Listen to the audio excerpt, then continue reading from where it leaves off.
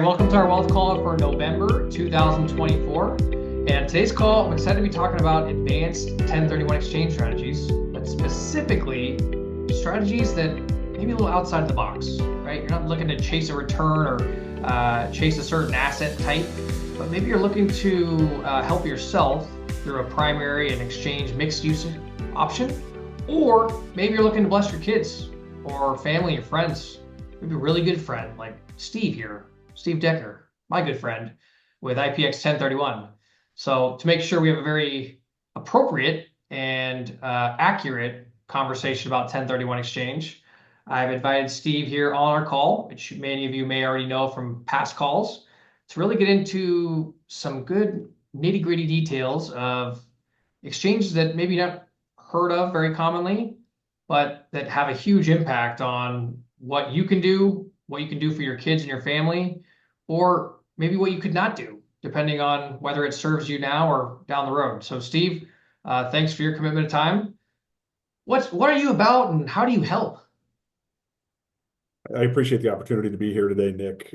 So what I'm about is helping build and preserve wealth. I mean, that's really the name of the game when it comes to 1031 exchanges. Most of our customers are looking to, build the wealth throughout their lifetime so that they can pass along their accumulated wealth to the next generation. So this topic is very well timed. As the baby boomer generation is getting closer and closer to retirement, we're going to have massive wealth transfer here in the next 10 to 15 years. So strategizing appropriately, that's the name of the game, right? So I'm here to help walk and talk your customers through the 1031 exchange process.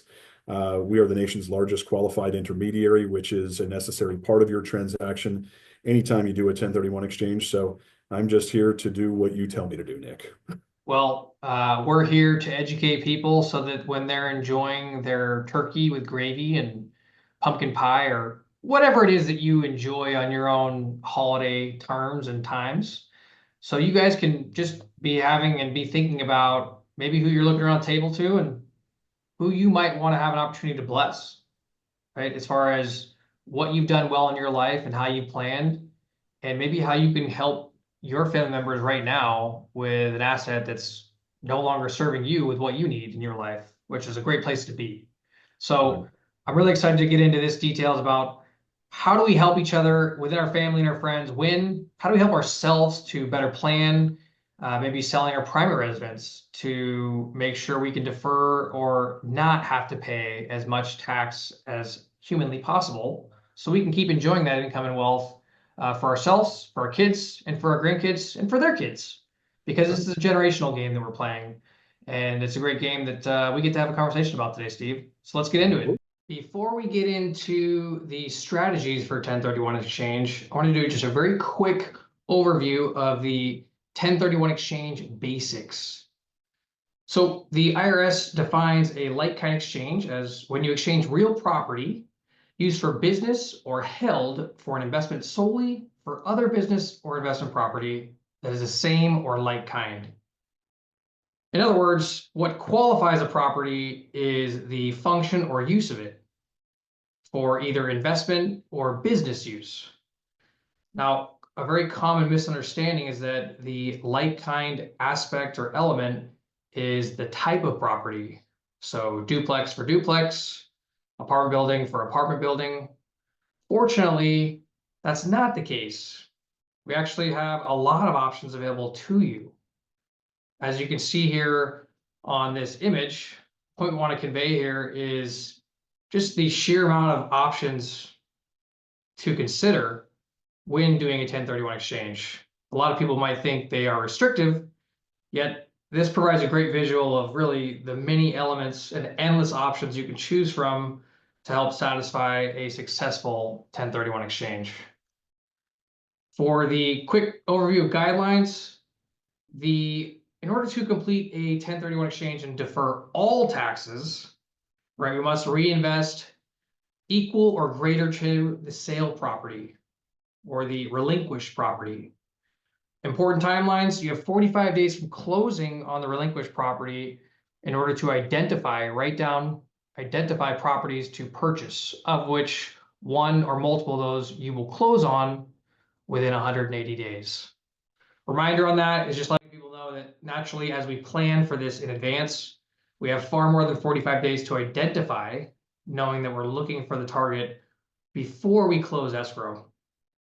Last reminder, partial exchange. Yes, you can still do an exchange if you don't reinvest equal or greater to. That's called a partial exchange. A lot of people think that it's all or nothing. Fortunately, that's not the case. And you do have options to pay boot or taxes on some of the gain, depending on how much you reinvest or decide to pull out if you're looking to pull some of the capital in your pocket and pay a little bit of tax on that. Now, I want to just briefly touch on what are the benefits of a 1031 exchange. Naturally, there's a lot of benefits. How they will impact you or benefit you will really depend on your situation. Looking at just a quick overview, naturally deferring your state and federal taxes is a huge advantage.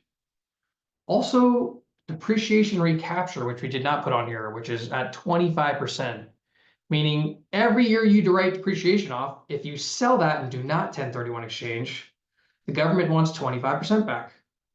So know that after you add all these up collectively for the taxes and capital gain deferral, you'll be talking about 40+% that you're going to keep for reinvestment.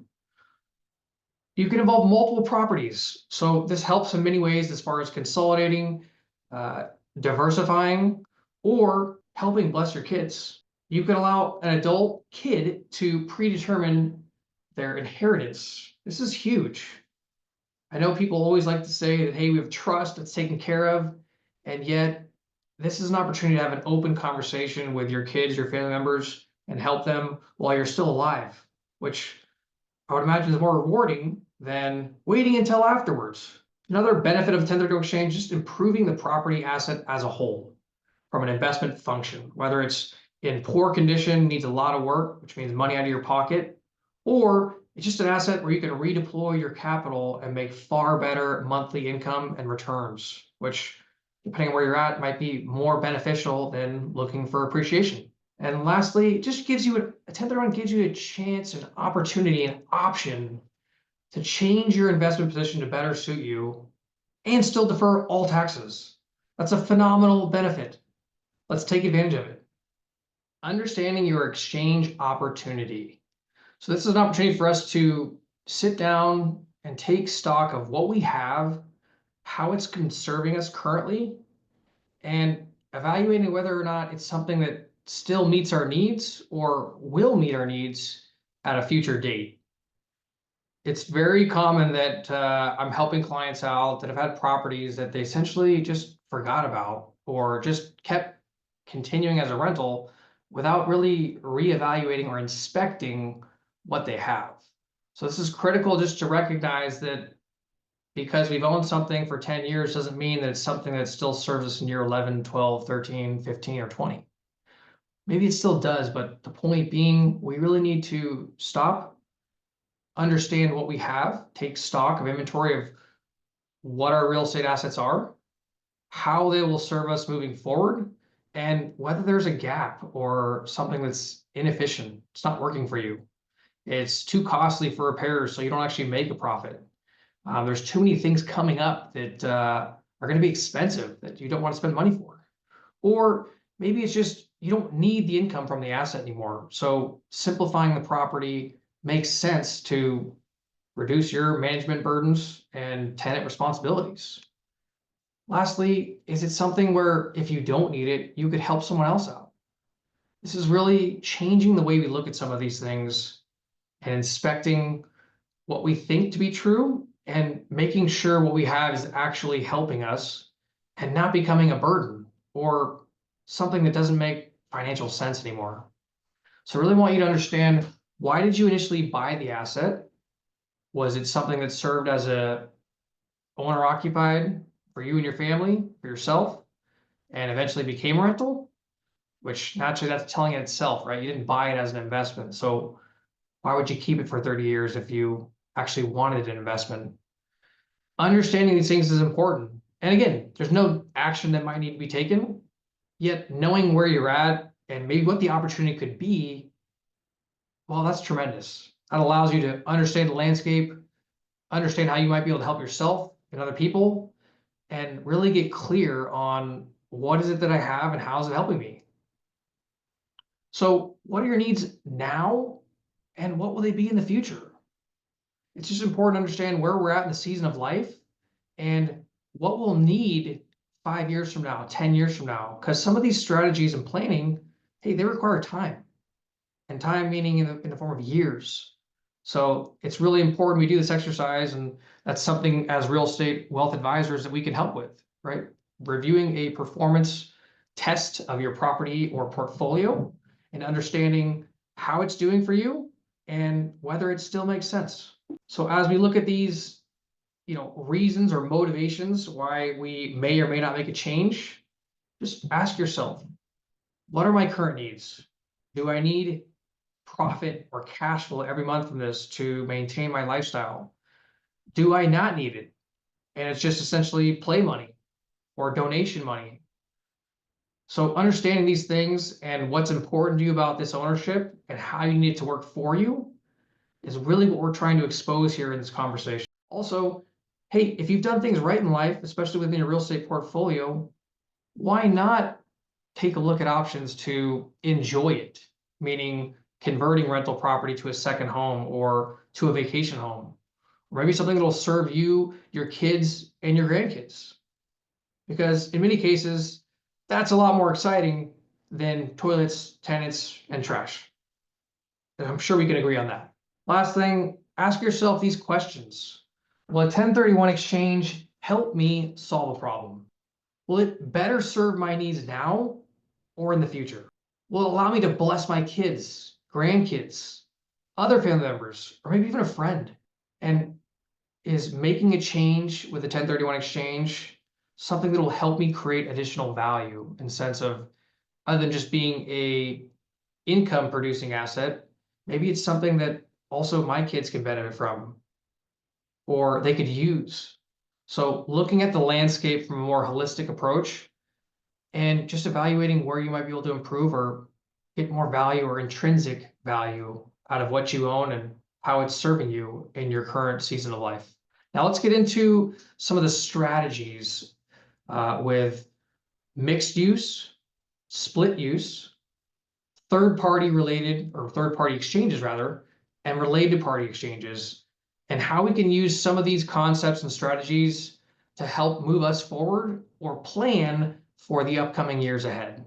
Okay, so we've had a lot of people that are curious or have asked about, hey, I've got a private residence. We bought it, back in the 70s. We're on the coast. So we're talking about, it went from a couple 100,000 to 2 to 3 million. Yeah. So obviously the 500,000 exclusion is appreciated. Thank you very much, Uncle Sam. However, that doesn't take care of the other 2.5 million that we have left on our property. So what are our options? Because obviously as an exchange, we say it can't be your primary. It has to be for investment or business use. Yeah. How do we, or can we decouple this in some sense to create a owner occupied sale and in some portion an exchange? Yeah, so there's kind of two different scenarios that you could look at here. Let's start with the most common one, which is empty nesters, right? Using your example, I actually had a client that actually had a very similar situation, bought a property in La Jolla, paid $500,000 for that back in the 70s. Property's worth $5.5 million. This was, a year or two ago. But they called me up and they said, again, to your point, Nick, $500,000 is great, but I'm only deferring taxes on $500,000 of my $5 million gain, which means I'm going to have to give Uncle Sam taxes on the other $4.5 million. Right. So, obviously they would love to take that free $500,000, but the other 4.5 they didn't want to pay taxes on. And they said, both of our kids are grown. We don't need this massive house in La Jolla anymore. We're looking to downsize. Is there a way that we could do this through a 1031 exchange? And I said, well, yeah, what you would have to do is you would have to move out of your current primary residence for 2 full years, 24 months. During that 24-month period, you would need to rent out the property for at least 14 days each year, right? So for the next 2 years, you may not want any Joe off the street living in your home, your $5.5 million home that's on the water in La Jolla, right? So Well, You in rent it this in out. this example though, essentially they would just go find somewhere to rent, right? Yep. Because Yep. they're They go rent renting. something. They can certainly make up the value in what they're doing through the sale, right? Correct. Yeah. So they've got a $5.5 million single family home in La Jolla. I don't know what that can rent out for, but I would guess, 30, $40,000 a month if they had a Right. full-time tenant, maybe more, maybe less. But let's say it's 30 grand a month. Yeah, they take that rental income. Their house was free and clear. They didn't have any debt on it. So they take that rental income and they use it for whatever they're going to rent now, right? Right, right, So they rent it right, out for 2 years, 24 full months. After 24 months is up, they can then sell the property. And because they have still lived in it for 2 out of the last 5 years, they can pocket that 500 grand, the primary residence exemption. So they can pocket that 500 grand at that point. Tax free, tax exempt, they're good to go. And then they can do a 1031 exchange with the other $5 million, right? So they exchange that 5 million. They either go buy other investment properties, or if they found a property that they wanted to move into, they could exchange or use some of that money to buy a property that they wanted to move into. And again, they would then need to rent that property for 2 more years, 24 more months, before they would be eligible to then move into the property. right. So this scenario most frequently comes up in the empty nester scenario. Now, a lot of times people don't want to wait that full, 24 months of renting it and then 24 months of renting the new property that I buy through the exchange before I can move in. Are there any other solutions that we could look at? Well, then we start to look at, did you occupy, or did your business occupy any portion of your current primary residence, right? Right. Especially during COVID, a lot of people started working from home and started claiming a home office on their tax return, right? Nick Emerson Right. probably works out of his house. He probably reports that 15 to 20%, that's generally on average, could be a little bit higher, could be a little bit lower. 15 to 20% of Nick's $5.5 million home in La Jolla is considered a home office. If you decided to sell that $5.5 million property, technically that 15 to 20% is eligible for a 1031 exchange. And I know that that doesn't sound like a lot, but in that example, that's close to $1 million that you would be eligible to do a 1031 exchange with today. Well, I Um, think one thing I wanted to point out too, Steve, is you're providing an example where someone's trying to eliminate or defer all taxes. Well, mhm. that's great, but in reality, a lot of people are probably going to be doing it where they are going to pay a little bit of taxes, Yep. right? There are going to be some different nuances there, or case in point, they could be buying a beautiful house with an ADU on the back. Yeah. They don't have to wait 4 years to rent it for two, right? So there's a That's right. lot of ways we can kind of massage this in a manner that works for you, depending on kind of what you're trying to move towards, what you need for your own living circumstances, what your timeline is, where you want to be. But there's options and solutions for all of these circumstances and different scenarios. And that's what's Yep. nice about it, is that also you can do a partial exchange. It's okay if you don't reinvest the full amount. So what I'm saying is essentially it's okay if you do a partial exchange and pay a little bit of taxes, but you get what you want sooner, or you get maybe something that better suits you because of that. And so they're all available to you. It's just a matter of how motivated are you to save money on taxes versus how motivated are you to live a certain lifestyle in a certain location and a certain type of property, and what is the bigger picture needs longer term. That's right. And approximately 30% of all 1031 exchanges have some taxable boot in the year that the exchange occurs. It's very common where Right. Well, a that's good to hear, customer right? Because will, everyone yeah, kind of probably approaches this with the mindset of like it's all or nothing. It's yeah, all I got to do all or nothing, otherwise it's not worth it. And that's not true by any means. yeah, it's not true. In fact, most of the time. And bluntly, and this is something kind of cheeky that I tell people, but it's the truth. And nobody likes to hear this, but it's accurate. You're only paying taxes if you made money, right? Like paying taxes is a Right. good problem to have. Like I don't want to give Uncle Sam, and in my case, Uncle Newsom, a big paycheck or more money than they already get from me. But if I am paying Uncle Sam and Uncle Newsom, that means I did well with my investment. I'm making money. So it's a good problem to have. One thing I think I want to touch base, Steve, is that a lot of people assume that exchanges are done from a pure cash flow income standpoint. And yet we know a lot of exchanges are done with the intent to improve the person's life personally in some sense, right? To simplify or to allow themselves an opportunity to move into one of the assets.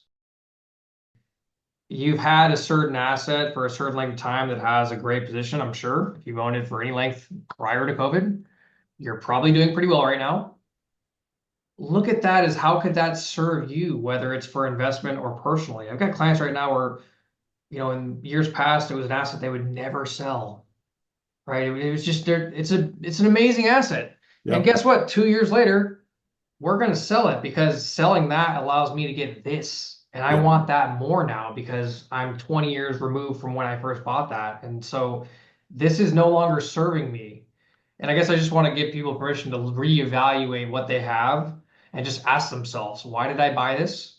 Is it still serving me for what I needed when I bought it? Or is there a way I could repurpose this to better serve me in my life in the next 20 years, knowing what you do when you're 40 to 60 is different than what you do from your 20 to 40. So, how are these assets aiding you in your life today? And how could they better serve you in your life moving forward? Because oftentimes it's not the same thing that you need from that asset that you once needed when you bought it. And so, where's that opportunity? And all these conversations that we're having right now, what I appreciate is this is what we call real estate planning. Yep. This is what it's about. It's not about calling us when you're ready to buy or sell an asset. It's calling us to say, Nick, Steve, I'm trying to figure out how I can do this in the most appropriate way to get what I want and defer my taxes. Can you guys help me figure this out? And the answer is yes. Come into the office. Let's figure out a plan for you and put this in place, get it dialed in with the CPA, the tax person, and at that point in time, we can even say maybe it doesn't serve us anymore. But at Yep. least you know what your options are. And that's what this is all about. Knowing how you can get what you want and what you can do if you don't have what you don't want, right? That's right. A lot of people out there right now that have assets they don't want anymore. And essentially they feel trapped, which might sound funny to some of the listeners, but I'm not kidding. These people feel That's trapped, true. right? They've got Yeah. assets that they didn't really even buy themselves, they inherited, and now they're just kind of running with it. They don't really know why, but they just, right? I guess I'm just going to keep doing it. And yet they still have wants and needs for themselves. And I'm Yeah. just realizing this asset could serve that want that you have. You could buy that property and have your son move into you and be in the same area and share all those memories together, or you can keep hosting a tenant that you never wanted to deal with in the first place. Strategy number three, third-party exchanges. Now, this is a huge one as we've got a lot of family, friends, clients. Well, they've got a lot of kids, grandkids that are struggling for down payment money. So maybe they have a great job and great income, but they cannot come up with the necessary down payment. Or maybe it's a combination of multiple things. But this is the chance for you to deploy some of your real estate assets and repurpose them if they're no longer needed, in a sense where I don't need the income from this anymore. I'm just doing it for fun now. Well, if that's your case, this is a tremendous opportunity to repurpose that asset and help a family member out, whether it's a child, grandchild, sibling, or other family member. How this works is we're going to create a shared equity agreement, right? So this agreement is going to allow you to share with the purchase with your family member. So in the example we put together, this is going to be a very common example where mom and dad have a tire rental. Let's just say this is one in Claremont that they're going to sell for $1 million. They're going to sell that property and then 1031 exchange into a 2-unit property. The example image we shared is actually a property that's currently pending in the Normal Heights area. It's a brand new construction. So you're taking your tired rental and you're converting it into a new construction asset where your child will have a choice to live in either unit and occupy it and also be part owner. Now, what's important about this is that you are using the structure to ensure that the percentage ownership is in alignment with the actual income from the rental. Or if this case, if there's only one property, your son, child, or sibling is paying their share to keep your investment intent intact. So looking at some of the key considerations here, well, it's making sure that you have a clear sense of what ownership structure percentage you'd create through a tenants in common. So essentially look at it like you have $1 million property, and then you're going to buy a $1.6 million property, like we have in this example. And through this example, you can see here the ownership structure being 60/40, we've projected a rental income of $7,500.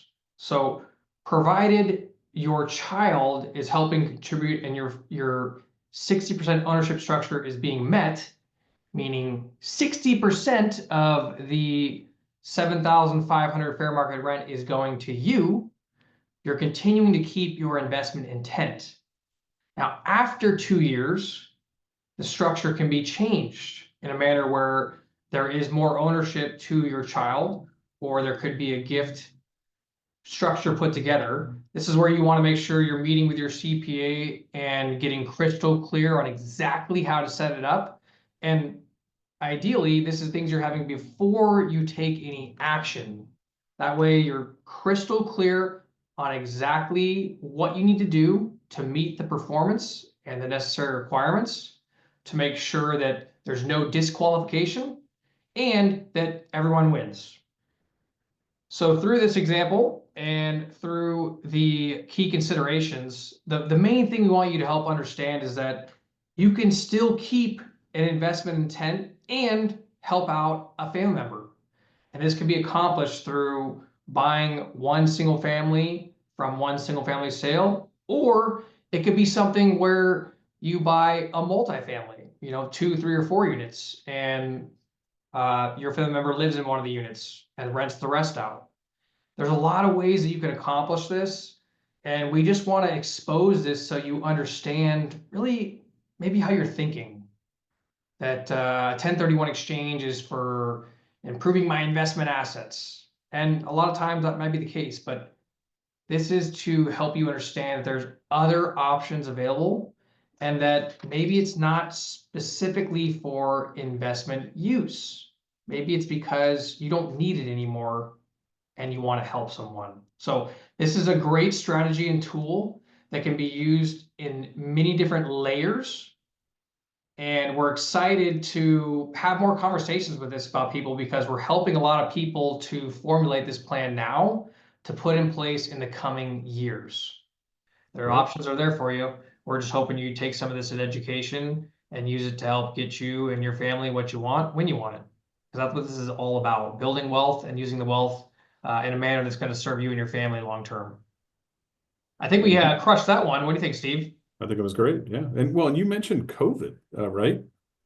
You'd be shocked at how many people have called me post COVID and said, I was going to live in California my entire life.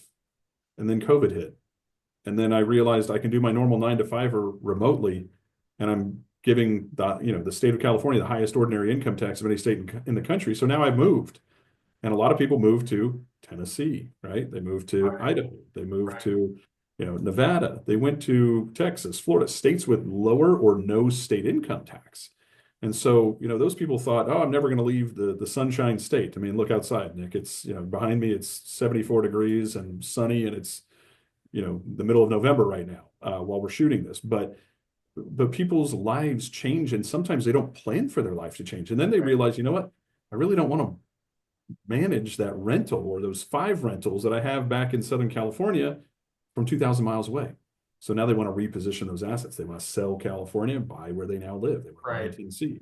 Most of our investors, they want to be within driving distance of their investment properties. They want to be able to drive out to them, see them, smell them, touch them, talk with the tenants, make sure they're not trashing the place, et cetera. So yeah, to your point, there's a whole myriad of reasons why people even think about doing 1031 exchanges. So this is just to help people think a little bit more outside of the box. It's And not this is just, great to have I this want more cash context, flow. Steve. Like Yeah. with IPX, you guys, how much funds are you currently managing in exchange at the moment? Yeah, it's a little bit over $4 billion With and a that's just B, right? equity. Yeah. That's a B, Yeah. With a B, a billion. billion. 4 billion. So you're managing $4 billion in funds that's currently exchanging from one asset to another asset. Correct. Um, Now, I know you probably don't know how it all 4 billion of that money is going and where it's doing and why it's doing it, but Yeah. is there any type of common themes or trends that you're noticing as far as the people that are exchanging, why they're exchanging, or where they're exchanging? Like, is Yeah, there we any definitely we commonality or anything that you can pull apart from what you see? yeah, it is interesting. We definitely see the market trends, right? And sometimes we see them before a lot of other people start to see them. We started seeing the push to Nashville and to Boise probably long before the general public did. We've seen a lot of people going into Huntsville, Alabama, to the Carolinas, Charlotte, Charleston, South Carolina is a big one. RDU, the Research Triangle, Raleigh, Durham, Chapel Hill. Right, They're trending into those locations. A lot of people love Tennessee, right? They're now, Nashville's overpriced in some areas, so now they're going into Knoxville. They're going into Memphis. right, They're right, looking at some of the more tertiary markets. I've had a number of clients of late looking at the Ozarks. Never thought I would have heard that, but they're looking to they want a little bit more freedom, so they're right. going into the Ozarks. So yeah, we definitely see some of the trends. Multifamily is very popular right now on the commercial side. Multifamily is one of those asset classes that tends to be pretty recession proof. If the economy takes a dump, people Right. lose their homes, they still need a place to live. America needs more housing, so multifamily tends to do pretty well. We're still seeing quite a bit of retail, kind of Amazon proof retail, right? Industrial was massive during the pandemic. A lot of people realized, hey, we need to start manufacturing back here in the United States instead of doing all of our manufacturing overseas and down in Mexico. We need to boost our manufacturing here in the United States. So industrial became a very Right, popular that product create class. more of a draw and pull to want to own assets like that, knowing that That's we're right. going to be reinvesting into some more infrastructure and Yep. some more supply chains and how we do business. That's right. Oh, That's right. well, I think in general though, there's also a lot of people I'm sure in that 4 billion that aren't looking at migration trends Yeah. or how many people are moving to that city any given day. Thanks, Steve, for your commitment of time on this call to help us out with some of these strategies. And thank you, listeners, for your time to learn more about different alternative options or maybe a different way of thinking of how you can use the exchange to work for you. Now, with all this information we've gone over, which is a lot, you might be asking yourself, great, what do I do now? Good question. So, what's next? Well, if you're on this journey, or maybe you're just getting started, the next thing you need to do is really understand, what do I have? So, current schedule of real estate assets. This is something we can help you with. Understand what's the current value, what do I own, what are my debts as far as mortgage owed, what are my equity, and ultimately, how do I need this asset to work for me moving forward? Next thing is, what are my financial needs? Do these properties need to function this way in order to support my lifestyle or maybe my retirement? Or do I maybe have properties that I actually don't need the income from, but I just don't know what to do or I'm trying to avoid taxes? This is where we're going to find out exactly what you have and what you can do. And then it'll be up to you whether you want to do something or if it serves you or helps someone else out that you're excited about doing for. Next step is going to be complete an asset performance test. So let's understand exactly what it is your property is performing like and whether or not that's something we can replicate with less time or effort. And then from there, we're going to create a real estate plan. We're going to really map out what we have, what are the properties that make the most sense to consider a change from, and then what is that change that will best serve you now or in the future. And obviously, if there's nothing right now that makes sense that'll help you, then the plan will be to wait. However, most times there are properties that make a lot more sense to serve you and your family in the now and in the future. So the next thing will be to take the appropriate action once we have identified exactly what the plan and target is. Now, understand this is a process. This is a conversation that might evolve over the course of time and take months to occur.